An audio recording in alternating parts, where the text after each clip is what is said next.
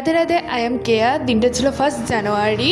আমরা বেরিয়ে পড়েছিলাম বাবুঘাটে গঙ্গা আরতি দেখতে। অর্থাৎ আমি ফার্স্টে বেরিয়ে গেছিলাম, কারণ আমাদের প্ল্যানিং ছিল ট্রেনে করে আরতি দেখতে যাওয়ার, কিন্তু হঠাৎ করে ঠিক হলো যে গাড়িতে করে আরতি দেখতে যাবে। তাই আমার ভাই বললো যে দিদিভাই দাঁড়া, আমি গাড়ি নিয়ে আসছি, আমি গাড়িতে করেই তোদেরকে দিয়ে আসছি। তো আমরা চলে গেলাম এই গাড়িতে। আর আমি ব্যাক সাইডে যেহেতু বসেছিলাম, তাই জন্য আমার অনেকই বমিটিং ফিল হচ্ছিলো, কারণ আমি ব্যাক দিকে বসতে পারি না গাড়ির। তো যাই হোক, সবাই মিলে আনন্দ করতে করতে গেলাম। আর বছরের শুরুটা সবসময় ঠাকুরকে দিয়ে শুরু করাটা উচিত আমার মতে, যাতে সারা বছরটা আরও ভালো করে কাটুক।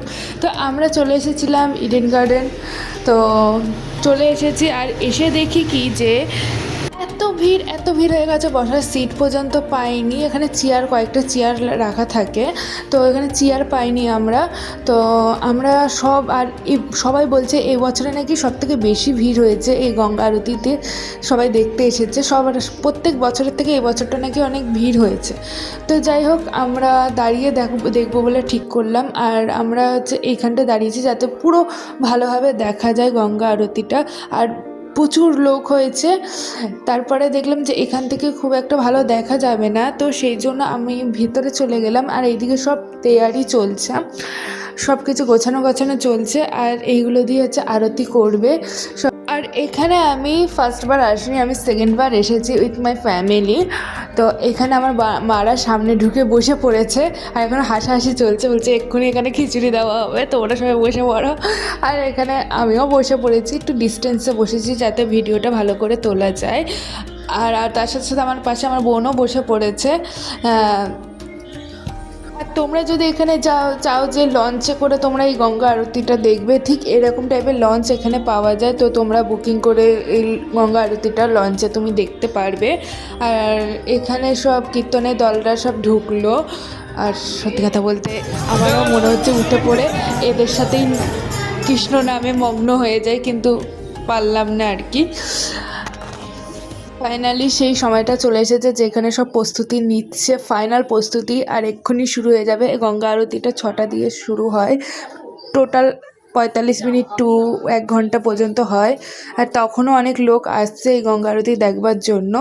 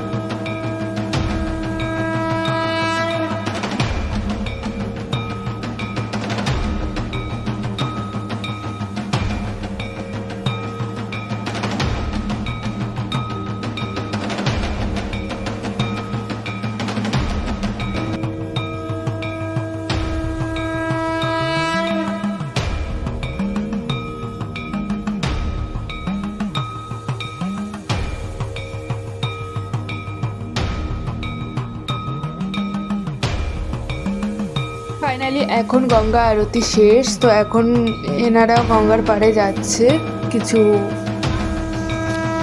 সমর্পণ করতে গঙ্গা দেবীকে।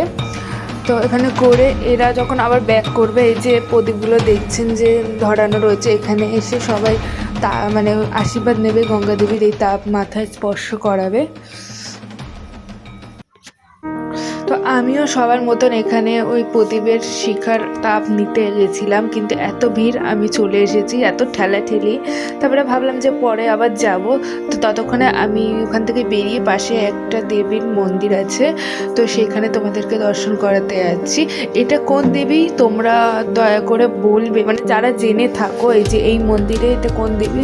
আমার একটু ডাউট রয়েছে, তো আমি এখানে ক্লিয়ার করে বলতে পারলাম না, কিন্তু তোমরা যদি জেনে থাকো অবশ্যই আমাকে কমেন্টে বলবে যে এটা কোন দেবীর বিগ্রহ। তো তারপরে এখানে প্রণাম বক্সে প্রণামী দিয়ে তারপরে আমি আবার চলে গেলাম ওই প্রতিবেশী শিখার তাপ নিতে। তখনও খুব ভিড়, কিন্তু যাই হোক যেভাবে হোক আমি এই তাপটা নিলাম।